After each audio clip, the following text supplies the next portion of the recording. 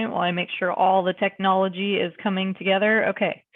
I always want to make sure I have all the moving parts because we're live on YouTube as well. So I'm Dr. Megan Graff with Movement RX. Thank you so much for joining me. Today we're going to be talking about recovery, which is a very kind of out there term that can mean a lot of different things. So first we'll talk about why is this even important, and does it even matter to you? And regardless of, with your job, if you're don't consider yourself an athlete, recovery is important no matter who you are. This isn't just for people who are doing CrossFit on a regular basis. The recovery component is so important regardless of who you are. Let me adjust one thing real fast. Let's do this. Aha. Okay.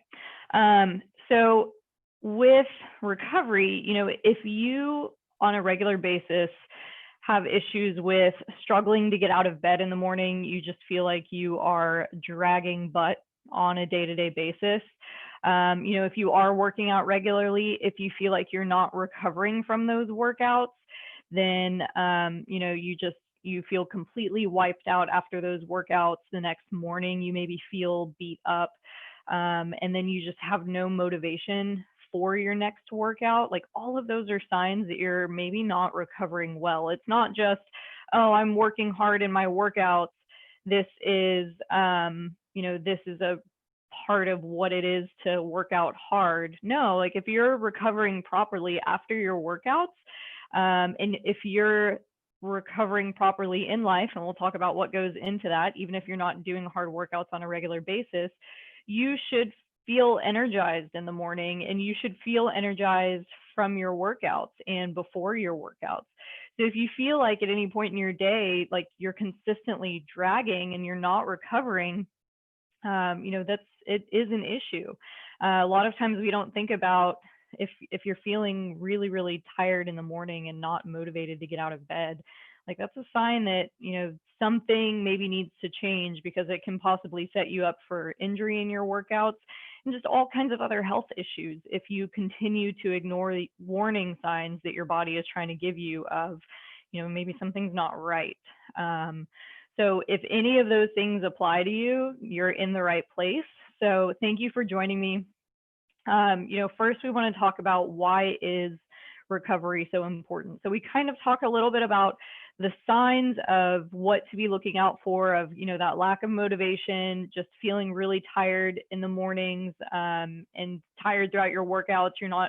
You're consistently maybe not hitting the numbers you feel like you should be, whether speed in a run or weights in a lift or how fast you're going in a CrossFit workout, whatever your metrics are. If you're consistently missing those, that's another sign that you're not recovering well. But recovery is so important when it comes to your overall health. If you continue to ignore these signs that your body is giving you, it leads to all kinds of other problems, which we'll talk about a little bit later. But it's not just, oh, well, I'm tired, let me get one good night's sleep and then I'm good to go. Like, when this has been going on for a long time, that you're chronically not sleeping well, you're maybe working out way too hard, you're really stressed out, all of these things pile up to where they start affecting all kinds of aspects of your body, not just, how you feel. Your hormones start to change. You maybe have changes in tissue adaptability, meaning, again, you're possibly set up for a higher risk for injury because your tissues aren't well rested and therefore able to get stronger, because you're basically just beating them up with workouts and they're not actually able to recover to then ultimately get stronger. So it's very important for overall health, both the physical strength aspect of things, but when you think about balance of hormones and just your different body systems, it really makes a difference in how you're balancing your workout and your recovery.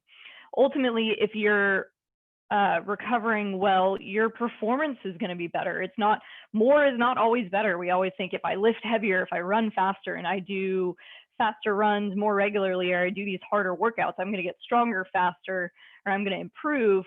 But you keep doing that consistently and you just beat your body down without giving it the time to recover and ultimately build up. Because every time you work out, it does, decrease your body's ability to adapt and to adjust for a short period. So you give your body time to rebuild, and then ultimately you come back stronger.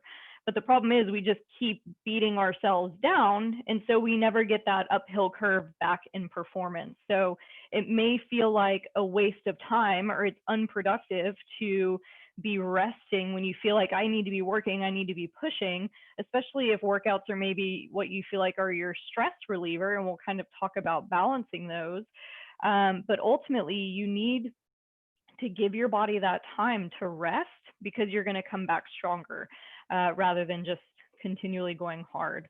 And like I mentioned, ultimately it helps prevent injuries, because you give your body and the tissues in your body, so your muscles, bones, connective tissues like ligaments and tendons, time to rest and repair themselves, and so they get stronger. But you've got to give yourself that time to help prevent injuries, because ultimately if you just keep working hard without proper rest, you are likely going to lead yourself to getting injured.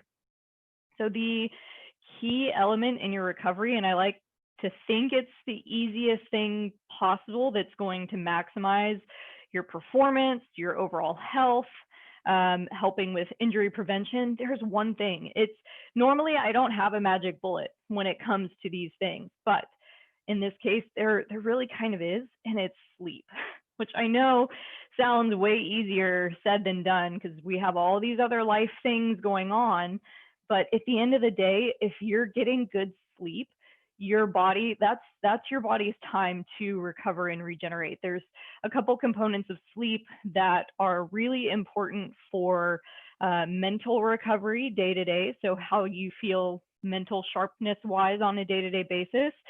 Your body needs sleep to be able to recover mentally, but the physical repair aspect, that's kind of your nightly hibernation, if you want to think about it that way, of your system's shut down so your body can focus on repairing itself. Like that's your time that the factory powers down and the little repairmen go in and they're fixing everything so everything is good to run the next day. So when you don't have that, you don't give those little repairmen the time to do their work, then ultimately things are still going to be a little less than optimal the next morning, and you do that over and over and over again.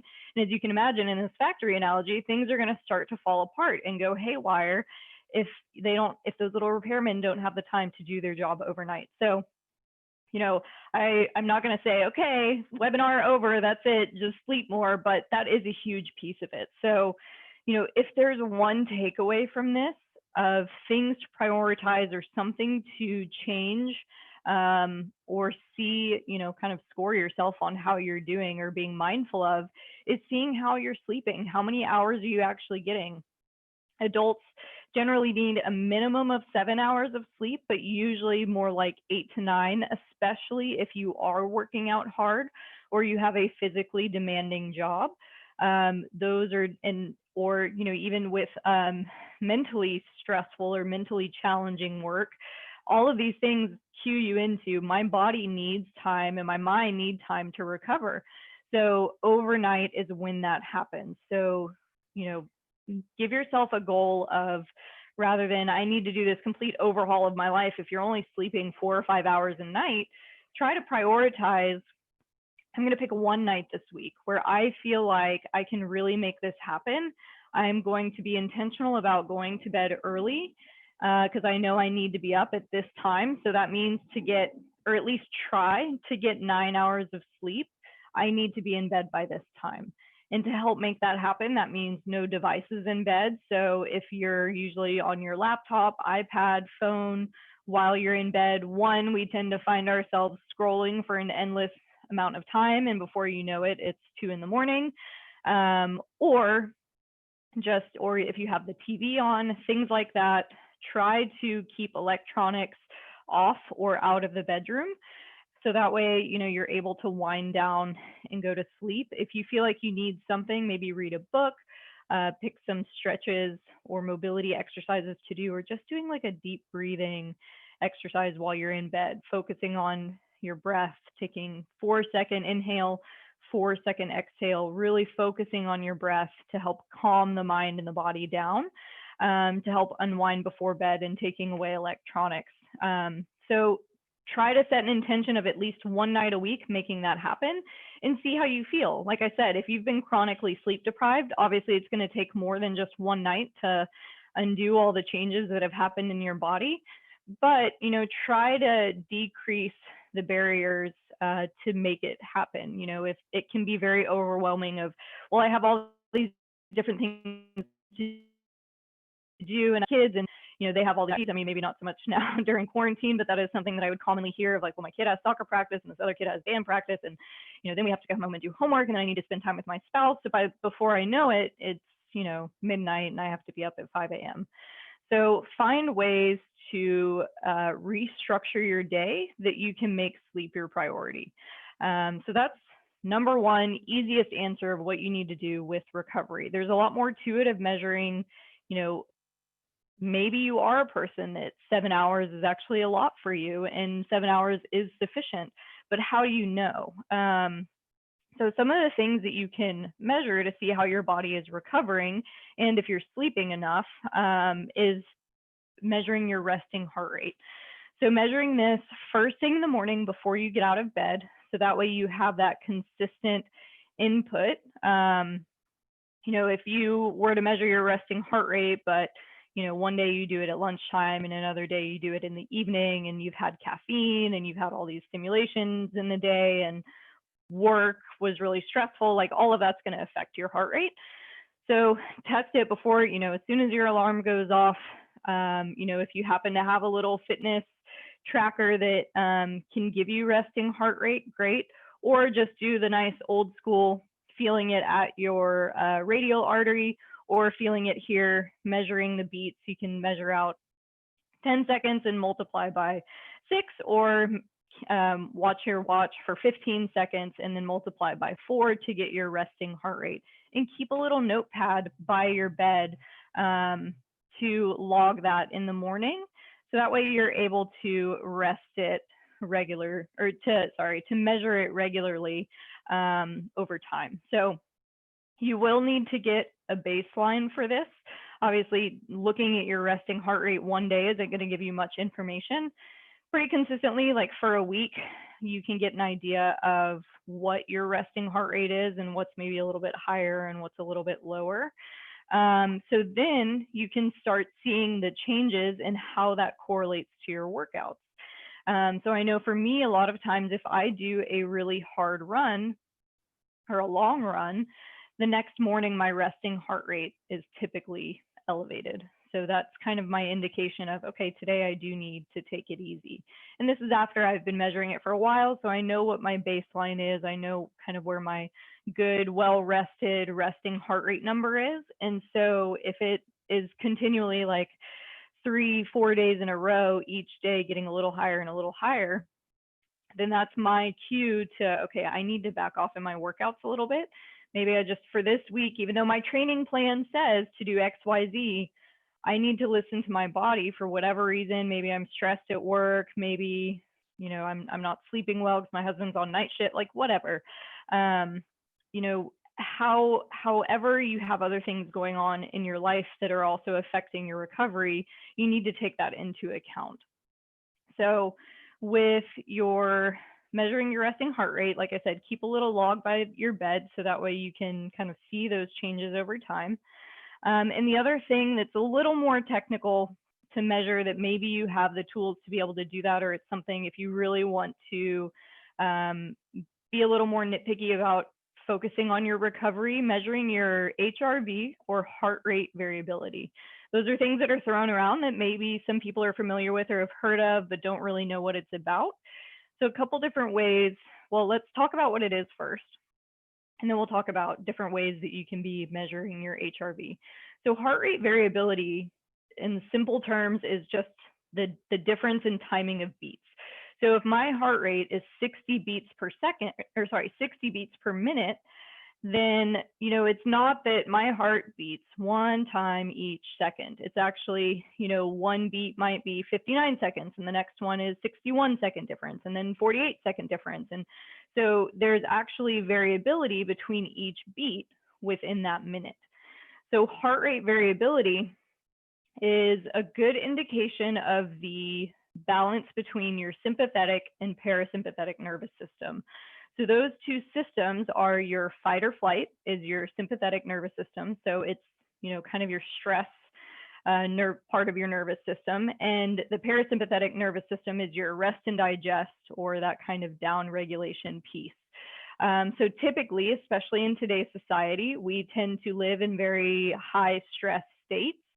And when we're constantly stressed, our sympathetic nervous system is overactive. So our heart rate variability is actually going to be lower.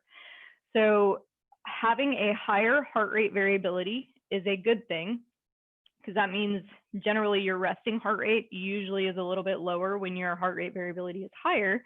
Because you think about it, when your heart rate variability is higher, that means your heart rate is lower. And so there's basically more space between beats for there to have that variability. If your heart rate is really high, your heart is working really hard and there's less room for differences between beats, basically.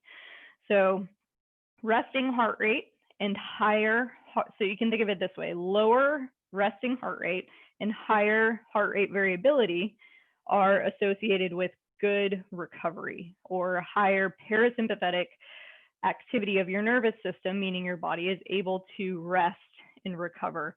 But if you're constantly stressed or you're pushing yourself really hard in workouts, then your stress level in that sympathetic system is going to be working in overdrive.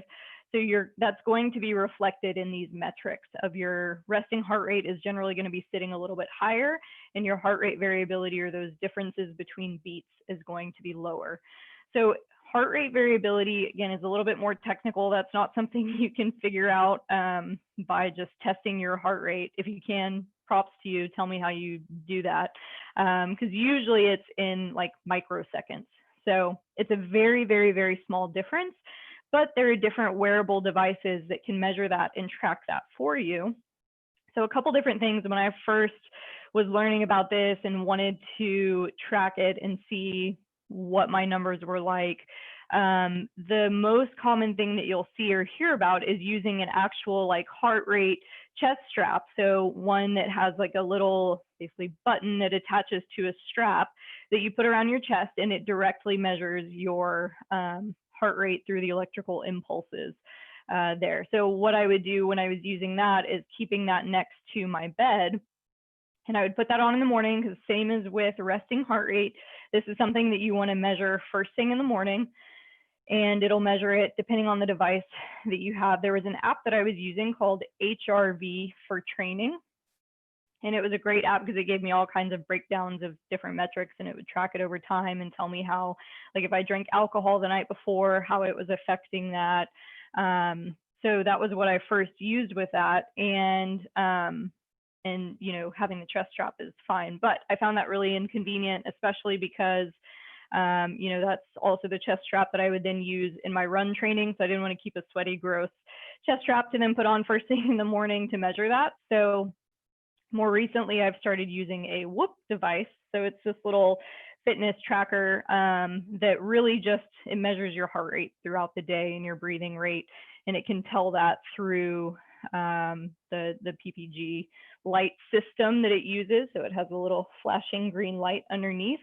And through that, it's able to see your heart rate and heart rate variability.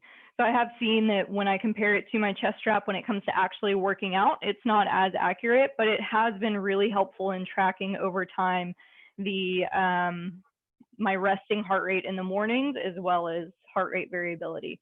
So those are, really the Whoop device is probably the most comprehensive I've seen. There's so many others. There's like an Aura ring is another brand that I've heard of. I'm not necessarily endorsing any specific ones. These are just the ones I've heard of, I'm familiar with.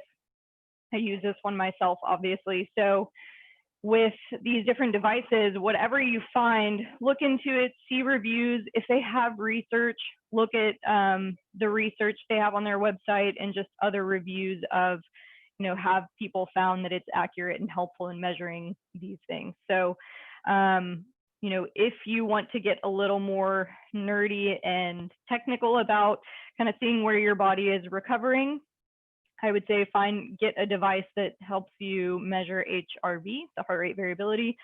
But if you just kind of want to get a baseline and do the kind of quick and dirty way of figuring out your recovery, just measure your heart rate every morning and track that over time. And I see we have some questions about that, so we'll definitely talk about that here in a minute.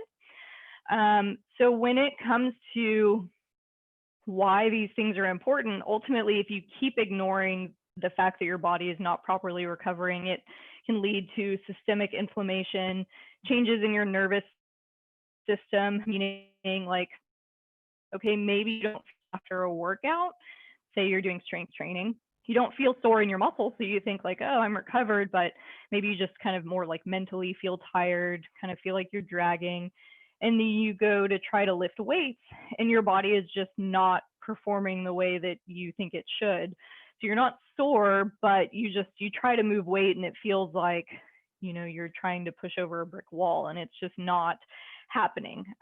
So that's typically how those kind of nervous system or central nervous system changes will manifest themselves, is, not necessarily in soreness, but effort level. You feel like, maybe I feel actually mentally ready to push today, but my body is just not giving it to me. That's typically what you'll feel when you kind of reach that point of central fatigue.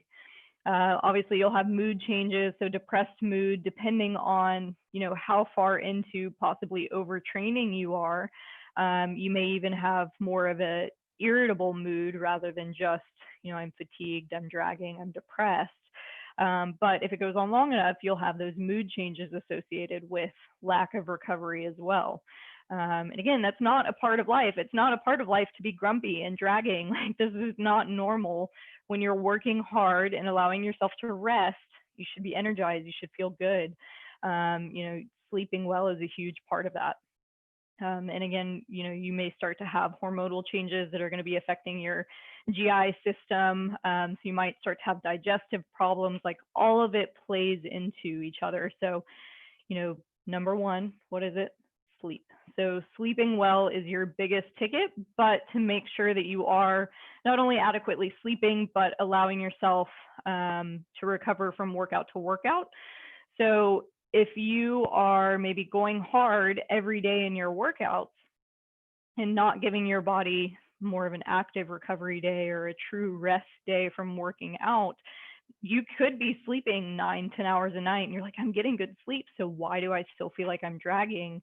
Well, that's where then also measuring your resting heart rate is going to be really helpful, because you're going to be able to see those physiological changes of, okay, I'm sleeping, but clearly there's something that I'm missing, that my body is not recovering. So let's talk about spacing of workouts. And you can go back to last week's webinar where I actually spoke to some of this, but I was more so talking about the balance of workouts and how that's going to play into your body's recovery. So if you are going hard 4 days a week, maybe I'm supposed to have a hard workout on Monday and Tuesday, but Sunday, Monday, and Tuesday morning, my resting heart rate is, sitting a little bit higher than it normally does. That's a good indication that maybe Tuesday you should actually switch and do an easy day.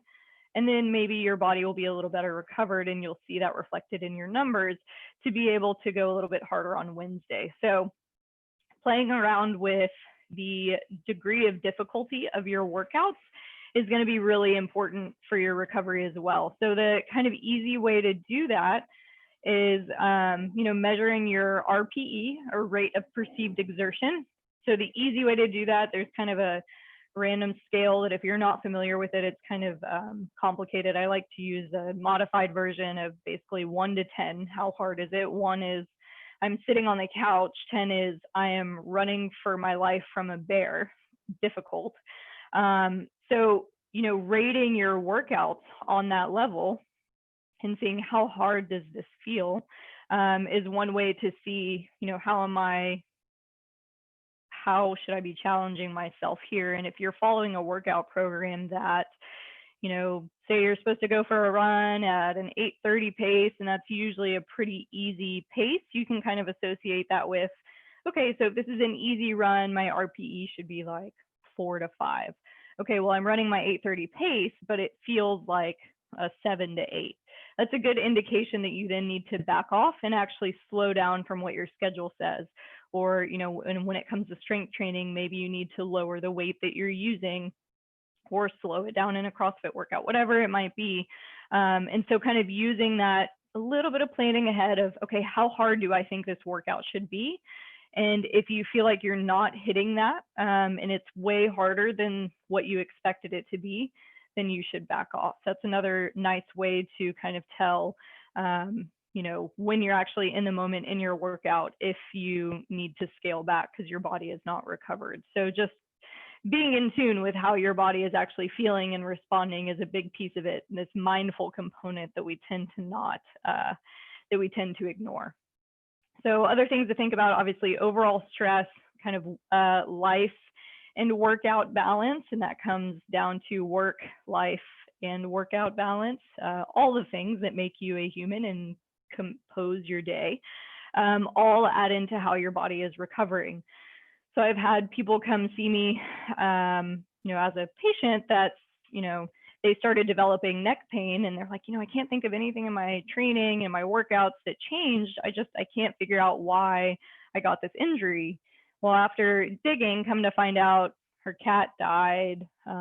Things were rocky with her boyfriend. Her mom's health wasn't doing well. Like, there were all these other life stresses that were going on that she hadn't tied into. This is why I'm having pain. Maybe she wasn't sleeping as well too. But even if she was sleeping well, ultimately, like, her stress level was really very high, which is going to affect her hormones, which is going to affect, your tissues' adaptability to hard workouts. So again, taking into account these other life stresses. So if I have a really stressful deadline coming up for work next week, and I am going to be working really hard, I'm going to be working late nights. And then, again, if there's other life stresses, take that into account for your workouts and take it a little bit easy. Having that balance is ultimately going to help serve you well in the long run if you're working towards a goal of some competition, or just, in overall health and being able to maximize your workouts. But especially, if you're not working towards a specific competition, all the more reason to back off and listen to your body. You're in it for the long haul of just staying healthy and staying fit. You don't need to push yourself, you don't need to redline this week when you have all this other stuff going on. Ultimately, like, you're in it for the long haul. You want to stay healthy for many, many years to come. So let yourself do that and back off for a period. So taking that into account, think about nutrition. I know July 4th just passed. So, those days where maybe you didn't eat as well, you were drinking more, probably didn't sleep as well, things like that, knowing like, okay, maybe Sunday, Monday after a day like that, I'm going to take it a little easy in my workouts and ramp back up after that. So planning ahead can be very helpful, knowing like, I already know Tuesday night I'm not going to be able to get a lot of sleep because I have to get up really early for work, and we have whatever going on in the evening. But, these other nights I'm going to plan for prioritizing longer sleep, and then also planning ahead of workouts of, okay, I have this really stressful day here, so I'm going to take it easy on that day's workout and the day after, and then I'm going to go hard 2 days later and maximizing sleep. So pay attention to your whole week, both when it comes to stressful things you have coming up and how you fit sleep and workouts around that. So, a little more information as far as like balancing workouts and how that affects recovery, go check out the last webinar we did. So thank you for joining me. I'm going to get to the questions here in a second, but just as a wrap up, number one, sleep. Go sleep more, take a nap. That was another question I got that I'll talk about here in a second. Naps are amazing. I thrived on naps up until physical therapy school, when I actually had to like go work rotations and work a 9-to-5 job. which was heartbreaking to me because I loved afternoon naps. After class, in between classes, I would fit in naps wherever I could. They are great. I'll still try to squeeze one in here and there when I can. So yes, sleep is number one. Naps are very helpful. And just thinking about when it comes to sleep, it's not just, okay, I'm going to get in bed earlier. Think about those sleep hygiene pieces of no technology in your room. So try to keep, like, charge your phone in another room. Don't bring your laptop or iPad. Try to turn the TV off if you have a TV in your room. And find some other way to unwind before bed, whether that's reading or just doing a deep breathing exercise. If you have stretches that maybe your therapist has given you, or just you tend to be tight in your hips because you've been squatting, or you're really just tight in general, and like usually my low back hurts after a long day of work. If you have a very physically strenuous job, take that time before bed to do the stretches that feel really good for your body. Make it a nightly habit, because one, your body and your mobility are going to be very, very happy with it. It's a great opportunity to unwind, focus on your breathing, and downregulate right before bed. So use that, give yourself an extra 5 minutes before you actually get in bed, be on the floor right next to bed to do that. So when it comes to measuring recovery, easiest way is resting heart rate, just taking that in the morning. If you want to get a little more technical, measure your heart rate variability. If you already have a chest strap, then it's just a matter of downloading an app that allows you to do that. And there's so many if you just type in heart rate variability. And then just monitoring your motivation level or rate of perceived exertion. So if you're just really dragging and you're not feeling your workout, and you feel like you're having to force yourself or drag yourself to the gym, it's a pretty good indication that you need to take it easy that day. So that's not to say don't work out, but if you are planning on going 90% as far as difficulty in your workout, then you need to back off a little bit. So those are the things to think about. I'm going to answer some questions here in a second. So first, I see that they've, okay. Well, I'm going to talk about naps again because I didn't talk too much about it. I know that she took her question back, but so with naps, like I said, ideally giving yourself 30 to 60 minutes. If you have an open-ended time, like maybe on weekends where you can rest, like don't set an alarm. Let your body get the rest that it feels like it needs. I have a lot of people that'll come to me and say, like, I can't nap because they turn into like 3-hour mini comas. I'm like, that's a pretty good sign that your body is heavily sleep deprived. And a lot of times if you set an alarm from a nap, then you end up feeling very groggy because it woke you up in a part of your sleep cycle that, again, is important for recovery. So if you're able to, try not to set an alarm. If you know you have an extended lazy Sunday where you can take a nap, do that. Otherwise, give yourself a minimum of 20 to 30 minutes just to rest your eyes, rest your mind, because that does help add to your sleep recovery. So when it comes to also with measuring resting heart rate, so when it comes to significant changes, so what percentage, when I say like an elevated resting heart rate, what's significant? The general rule of thumb is about 10%.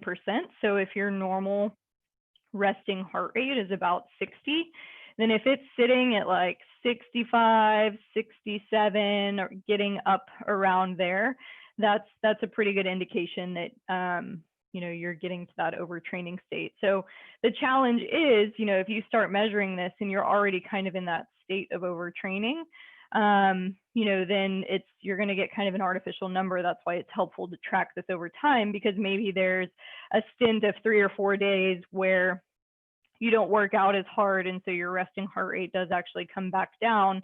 That's a better indication of where you actually should be. So I say a minimum of a week, but really, a month is going to give you a really good idea of what your normal resting heart rate is and what falls or what's classified as elevated for you.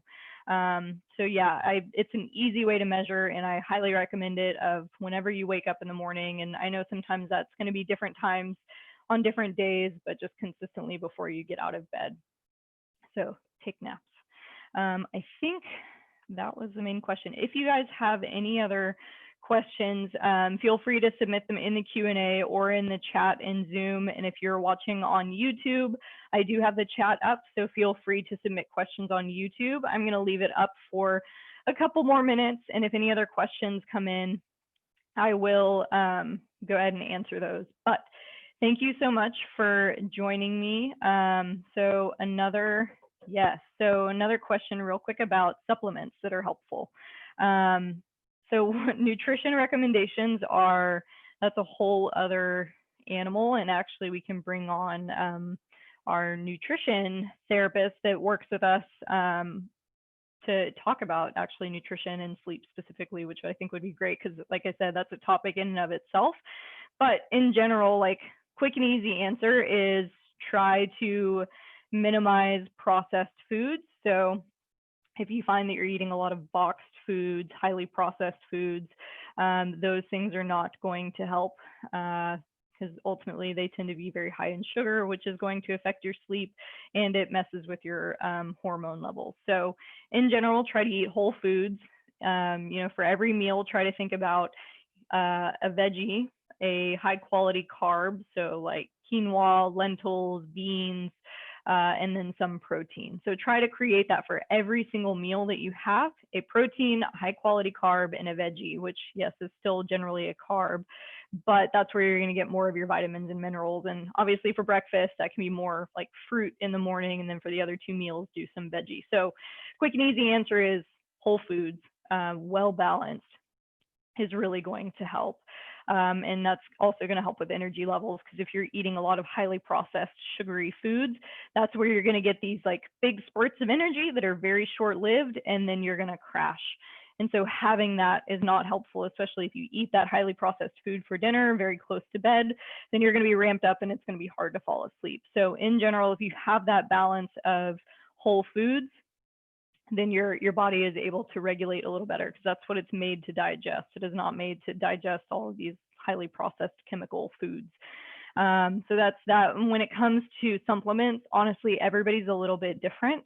Obviously, melatonin is the natural sleep hormone that's released, so or chemical. So with taking melatonin supplements, typically that's one that people find helpful.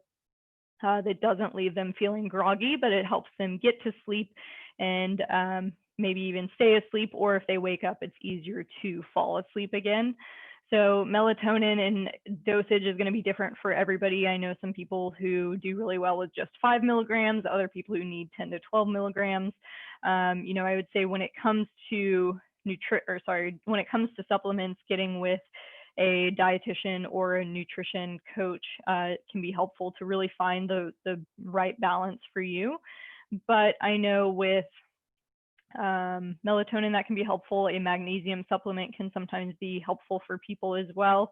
And then CBD products. If you're in a place that you're able to use CBD products, again, that is one that I've found for my patients, especially, like, it does really well for them, both in just helping them sleep, but also if they're dealing with pain, it helps with stress and pain as well.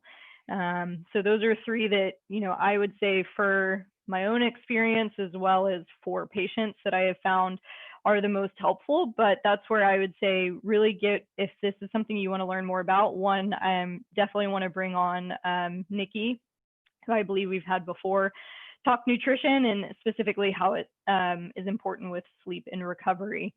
But that's kind of a basics of where you can start with that. So thank you guys so much for joining me. I love talking about this stuff because it's huge ultimately when it comes to improving your performance, both at work and in your workouts.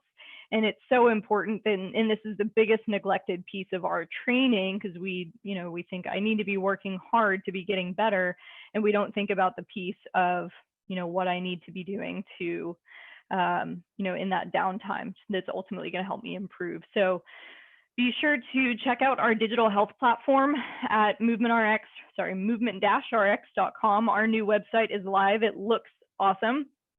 And we have our digital health platform on there, and you can get access to over 18 months worth of joint health programs. So it's a great way if you have either been, maybe out of the fitness game for a little bit, or you've been dealing with injuries and you're not able to work out the way that you want. We have a ton of different programs for you to choose from that are a great way to get back into a routine. And it's, obviously gives you daily workouts to follow, and there's scales for if you have access to a gym or how you can do it just body weight, because I know a lot of us are still working out from home. So things to think about with that, but you also have access to our doctors of physical therapy, and our fitness coaches are available if you have questions. And that's where our programs are so great compared to the average online programming where you're just given a workout to follow and you don't know if you're doing it right. With us, you have the opportunity to ask questions of our professionals and have somebody actually watching you while you're doing some of your workouts. And having that available is huge, especially if you're worried about injury or unsure of how, if you're even doing things right, if you're new to fitness. So it's a great place to get started if you are also dealing with injury or you just kind of mentally need a break from your regular workouts. It's a nice kind of deload that you can use for some period as well. And I think 2020 is a great year to refocus on recovery and maybe taking it a little bit easier because everything's canceled. We don't know when things are going to just close down on us again. So maximizing the time you have to focus on the problems that you've been dealing with, whether back pain or that nagging shoulder injury that happens every time you press. Now's the time to take care of that. So use our platform. You can also schedule an appointment with us. We do virtual visits. So if you want to learn more in-depth stuff on recovery and how it relates to you specifically, or you've been dealing with an injury and you want to get ahead of that, definitely reach out to us. Email us at getbetter@movement-rx.com. So thank you guys so much for joining me, and we will see you next week.